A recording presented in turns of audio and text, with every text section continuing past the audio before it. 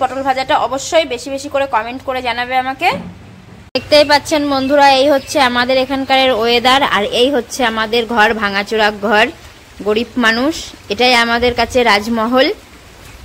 দেখো কেমন ওয়েদার, বৃষ্টি হচ্ছে, কালকের থেকে বৃষ্টি হচ্ছে, হাওয়া হচ্ছে।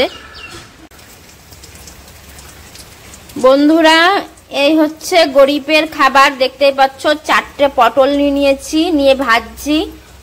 কি করব, গরিব মানুষ আমরা।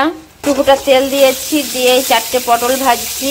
আর ওয়েদার আমাদের এখানে প্রচুর পরিমাণে খারাপ, বৃষ্টি হচ্ছে কালকে থেকে, বৃষ্টি হাওয়া দুটোই হচ্ছে। তো ভেবে নিলাম যে কি রান্না করবো। মা বলছে কি রান্না হবে বল, তো আমি যা আছে তাই করো। তা 250 পটল নিয়ে এসেছিল, তার মধ্যে 4টে পটল ভাজছি একটা লঙ্কা দিয়ে। এই দেখুন লঙ্কাও নেই, তো 4টে পটল ভেজে নেব। নিয়ে ভাত হচ্ছে, এই দেখুন এখানে ভাত হচ্ছে, ভাতটা এখনো ফোটেনি। এই দেখুন ভাতটা এখনো ফোটেনি, ফুটছে আস্তে আস্তে। এই হচ্ছে বন্ধুরা, আমি এই দেখুন খুন্তি নিয়ে চলে এসেছি রান্না করতে।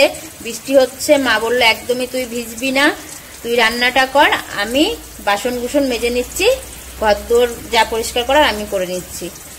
তো আমি বললাম ঠিক আছে, আমি একদমই রান্না পারি না, তাও বললাম যে ঠিক আছে যা পারি তাই খাবা, আমি শুধু পটল ভাজাটা করে রাখছি, পটল ভাজা দিয়েই আজকে আমরা ভাত খাবো।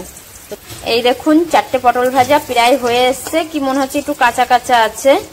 দেখো বন্ধুরা পটলটা পুড়ে গেছে, দেখো এই পটলটাই তুলে নেব। দেখো পটল পুরো পুড়ে গেছে, তোমরা দেখে নিশ্চয়ই বলছো সত্যি তো রাঁধতে পারি না। তা একদমই সত্যি, আমি রাঁধতে পারি না। এই পটলটা কি করে খাবো জানি না। কেমন হয়েছে পটল ভাজাটা অবশ্যই বেশি বেশি করে কমেন্ট করে জানাবে আমাকে।